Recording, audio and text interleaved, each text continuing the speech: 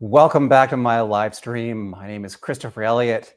It's so good to see you. I'm glad you joined me. I am live in Christchurch. No, I'm sorry. Did I say Christchurch? I'm live in Auckland, New Zealand. You know what? I should always have caffeine before doing this. That's what I should do. Anyway, I'm actually in Auckland. I moved up here from Christchurch last week. In New Zealand, it is Thursday at noon, which is 8 p.m. Wednesday if you're on the East Coast of the United States. So good to see you. This is a live thing, so I can't go back and correct what I've just said. But since it is live, it means that I can take your comments and your questions right here and right now. So if you see the little live thing flashing up, that's how it works with live streaming. You can go ahead and leave a comment. I would love to know where you are. And today's topic is going to be coupons I could never use. Okay, it sounds a little bit dry, but we have a story. I'm going to share it with you in a minute about someone who thought they had coupons for a T-Mobile phone and it didn't work. And you'll never believe what happened to them. There's a lot more going on. There is also an update on the Vantage situation. I know that a lot of you have been asking about Vantage, so I'll get to that in a moment. And I have comments. You left so many comments for me last time. I can't even believe it. First, though, this is a live stream, so you can leave a comment right now. I would love to know where you are. And also, if you've ever had a situation with a coupon that never worked for you, love to know about that. We're going to talk about that. Also, if you have a question, feel free to go ahead and ask it. I get asked questions all the time about travel, about customer service, and I love answering. And this live stream is a great opportunity for you to just ask any question at all. I may even answer a personal question or two. I don't know. Depends on how I'm feeling. So, oh, wow, we got comments already. I love this. Scott from Cypress, Texas. Hey, Scott, how are you? It's probably a little, well, it's 12:01 p.m. here. What time is it over there? I think it's probably about 6, 7 o'clock. Mitch, hey, from beautiful Orewa Beach. Just got in today. Mitch, glad that you made it. Thank you for being here. And Nikki from Little Elm, Texas. Hey, Nikki, how are you? We have Caitlin, is it, from Ontario? Hey, Caitlin, nice to see you. We have a lot of people signing in for the live stream. I'm really glad that you made it. I would love to also know what your questions are. So if you've ever had a coupon that you could not use or a voucher that you couldn't use, I mean, for me, when I go shopping online, I always try to use some kind of a coupon. So I go looking for coupons online, and it never ceases to frustrate me when I plug in the coupon or the voucher number and it says that's not valid anymore. It's extremely frustrating. Yes. Oh, and Mitch is in New Zealand. All right, fellow New Zealander, fellow Kiwi, I suppose. And Jennifer says it's 7 p.m. in Texas. Hey, Jennifer, good to see you. So we got a lot of folks here, and yeah. So the thing about coupons is we had the story, and let me see if I can get to that here. Where am I? Yeah, this is the story that I really think is just crazy. Let's see if I can do a presentation here. And it involved someone who had a T-Mobile. Here it is. Here's the story. It's from Elliott.org. Who thought they had a voucher, had 3 vouchers for coupons, and ended up actually not getting the discount that they thought. So this guy, Kira Knox, thought that he was going to get a discount. Ended up not happening. And then when he asked T-Mobile about it, they ended up banning him from their social media account. So they essentially blocked him, which is a really rude thing to do.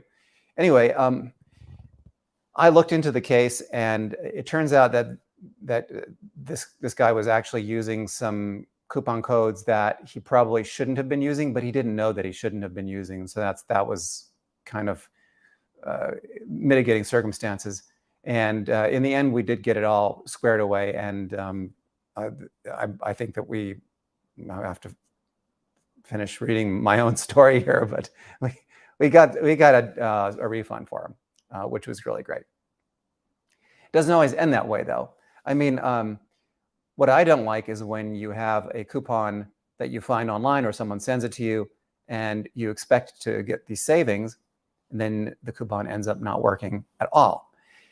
Now, businesses do know that if you get a coupon that doesn't work, that you're still, if you've committed yourself psychologically to the purchase, that you're more likely to make that purchase, which I find very troubling. And I think that some businesses actually send out coupons and vouchers that don't work, or that work in a very limited capacity.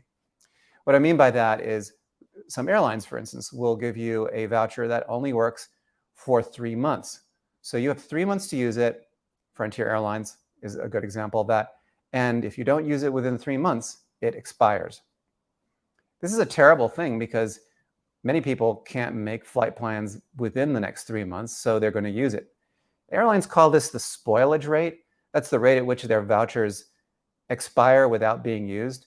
And I've heard that spoilage rates can be as high as 80 or even 90%. And I'm betting you with an airline like Frontier, it's even higher than that, which means that most of the vouchers that you would get, most of the discounts that they're offering you, or just the funny money that you get essentially when something goes wrong, you're not going to be able to use it, which I think is very unfortunate. It should be illegal. I mean, some of this is just absolutely terrible. So anyway, I would love to know if you've ever had a situation that where you've had a voucher that you've wanted to use and you haven't been able to use it. Yesterday, we talked a lot about Memorial Day and the craziness that's about to happen. And I got a nice note from Diane, one of our viewers, saying that not everyone has the option not to fly, which is true. I was talking about a lot of folks are driving because air travel is going to be so difficult this summer. And she mentions that she and her husband are trying to stay out of airports as much as possible, which is a really smart thing. And they're driving everywhere, which I would probably do this summer if I could. I wanted to talk a little bit about Vantage as well, because Vantage has, it continues to be in the news, and I get questions about Vantage all the time.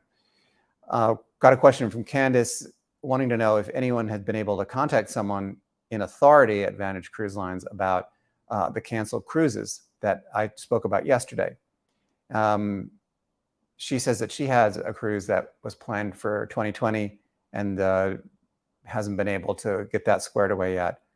So she wants to know what kind of results I'm getting. Well, Candace, I am very sorry to tell you that I am in the same boat, no pun intended, as everyone else here. I had a really good connection with Vantage, and just to go back a little bit and explain what's happening with Vantage. Vantage is a luxury tour operator, runs cruises in Europe, the United States, Asia, and they have run into some financial problems. It's pretty obvious now. They say that they had a ransomware attack about 2 weeks ago, but what really has happened has been so far beyond what a ransomware attack would do to a company. They've been canceling some sailings, often with little or even no notice. So people will show up and there's no boat there. They have been very slow to refund passengers if there is a cancellation, and they have been absolutely radio silent with everyone. So I actually reached out to Vantage and tried to ask them some very simple questions. What's being canceled?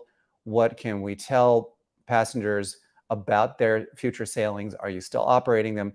That sort of thing. Very non-confrontational. And the response that I've gotten back from Vantage is none at all. They are not responding to me. I've read some of the coverage and some of the reputable mainstream media news organizations that have been covering this. So there was an article in the Palm Beach Post yesterday, and then there was also some coverage in the Boston Globe. And it looks like Vantage is also not commenting for any of those stories. And that is a very, very dangerous thing when a company stops responding to media queries, especially simple media queries. It usually means that something is going on. It means there's probably chaos happening in the background. We don't know, but we do know that they are not responding, and that leaves us just to speculate on what might be going on. So if you have a Vantage trip coming up, you really need to do some basic homework before you leave. Call your airline and make sure that you actually have a flight. You don't want to show up to the airport and not have a flight. Also, you can go online and look up where the ship is that you're supposed to be on and see if it's anywhere near where you're supposed to be leaving from. And if it's not, chances are that your cruise is going to be canceled. So do all of those things. Now, you can't actually ask for a refund unless your cruise or tour is canceled. But if your tour is canceled, you can actually get in line and see if you can get the refund. But if the cruise line is not really responding, you might want to also talk to your credit card company and see if this is something that you can put in dispute. You can give them the background on what's going on. You can say, look, Vantage is not responding to any queries. It's not responding to my queries. All I got is this form letter, and I have reason to believe that they're not going to honor their refund offer and that I'm going to be left without any money. Your bank may be proactive. If it's a good bank, it might be proactive, and it might initiate a dispute, and you might be able to recover all of your money. You can also complain to the Attorney General's office. The Massachusetts Attorney General must have a file this thick on Vantage, and so you probably could get in touch with the AG over there and find out if there's something that can be done. But in terms of recovering your money, really the best bet for you right now is to talk to your bank if you paid by credit card. If you did not pay by a credit card, and what I'm hearing from more people is that they paid by check or they did an ACH transfer. If you did that, there's really not much, unfortunately, that can be done. You are going to be in line, in a long line with a lot of other people, and you may or may not get your money back. We'll just have to see. But I'm definitely going to stay on the case. I am not going anywhere, and I'm happy to answer any questions that you have about Vantage. We have more questions, probably about Vantage. Let's see here. From a Facebook user. When something is free, this is about coupons, and you have to pay an outrageous shipping and handling, or living in Hawaii or Alaska, yep, free shipping doesn't apply, unfortunately. And you discover this when you are ready to pay. User says, kudos to Hobby Lobby. Their website indicates free shipping for the contiguous 48 states. So you would know. So yeah, some of the terms and conditions that you would get if you are looking at a special offer, you don't know until the end. And I do believe that companies intentionally withhold that information until the very end. It's called drip pricing, but of course it's more of a drip terms and conditions, where they don't tell you everything until that last minute when you're ready to make the purchase. Companies know that if you've gone this far into the booking process or the purchase process, that you're going to want to make the purchase. You're going to go all the way through. And if it's only a couple of extra dollars, you're going to do that. So they are banking on the fact that, even if one of their credits, coupons are not working, that you're going to still make that purchase. Mahalo. Thank you in Hawaii for the live stream and all that you do. You're very welcome. I'm glad you're enjoying this. The live stream, it just kind of evolved out of the Vantage situation, and I just kept doing it. And it's a lot of fun for me too. I really enjoy it. I love being here with you guys and answering all your questions. It's a small group, I'll be honest with you, at least on the live part, but later on, a lot of other people will tune in and watch the recorded segment. So I'm reaching a lot of people. It's just that right now you might see, a little eyeball and it'll say, oh, I'm only getting to 10 people, but it's a lot more than that. And our audience is also growing too, which I think is great. Jennifer would like to know, is Vantage facing lawsuits? Yeah, Jennifer, I don't know the answer to that. I think they probably will be facing some legal action at some point, because and I've actually talked to customers who have said that they're considering legal action. We'll just have to see. I think that something like this is, you can file a lawsuit, but if there's no company to defend it, then really there's not much you can do. And I have a feeling that if this thing goes up in smoke, that there will not be much left. And you may have to go after some of the individuals who owned or who owned the former Vantage, if indeed it is going to go bankrupt. So that might be, they might be able, you might be able to hold them liable. Edwin says he is in the Philippines. Hey, Edwin, wow, all the way in the Philippines. This is so cool about having a live stream, is that people are everywhere. I'm in New Zealand. I almost said I was in Christchurch. I'm in Auckland. The location keeps changing for me. Jesse from Saigon, Vietnam. So is that Ho Chi Minh City? I think it is. Saigon, whatever. That cities have different names. And here in New Zealand, cities actually have indigenous names too, that so people will call them by different names. Pretty interesting. Let's see. I have some more things to... Oh, yeah. Here we go. Here's one more before we leave. We're gonna do a short live stream today. So I sent an erroneous Zelle payment to a stranger who has been contacted 3 times since the error was made to return the funds and won't respond. What should I do? This is from Candace. And I get a lot of these because Zelle is something that, it's very prone to scams, unfortunately. And when you make a mistake on Zelle, the banks that are handling the Zelle transfers, they throw their hands up in the air and they say, there's nothing we can do. So for Candace, actually, I had gotten her email a few days ago and I reached out to her bank, Wells Fargo, and they actually did a complete investigation. And at the end of the investigation, they said, we're really sorry. There's really nothing we can do. That money is gone. So what I said to Candace is that she is protected by a regulation that not a lot of people know about called Regulation E. And that says basically if you've made a mistake or if there's a fraudulent transfer, that your bank needs to protect you. So the one thing that you can do when you are in a situation like this, where you've maybe inadvertently sent money to another user on Zelle, is that you can invoke Regulation E and let your bank know that you are protected from an erroneous transfer like this. So that would be something that I've actually mentioned Regulation E to Wells Fargo, and they still came back with this. So my next recommendation would have been to go directly to Zelle. Zelle is an actual company. It's not just a shell company run by the banks.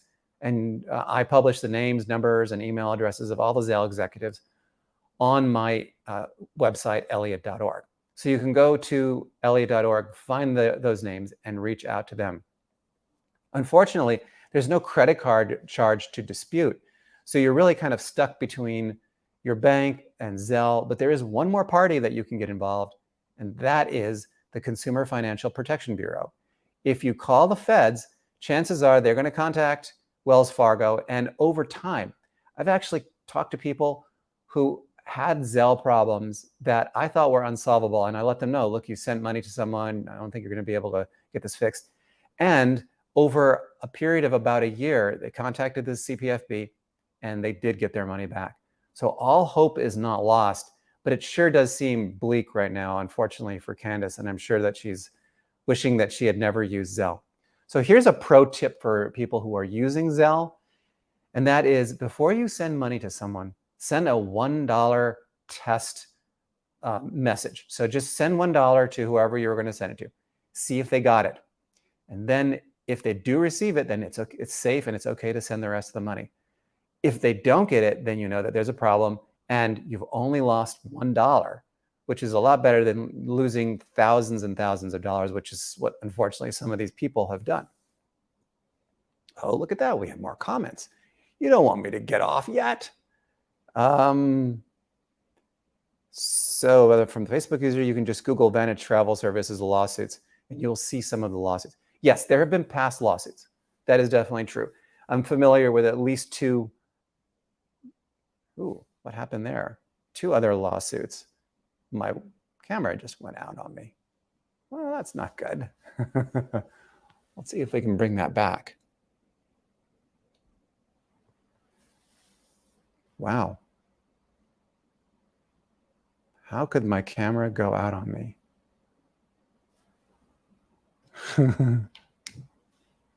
Huh, that is weird. All right. I'm assuming that everyone can hear me, but unfortunately you can't see me. So I am just going to sign off. I'll talk to you maybe tomorrow. I think I might do another live stream later, especially if we get another development in this Vantage Travel case. So see you guys soon. Thanks.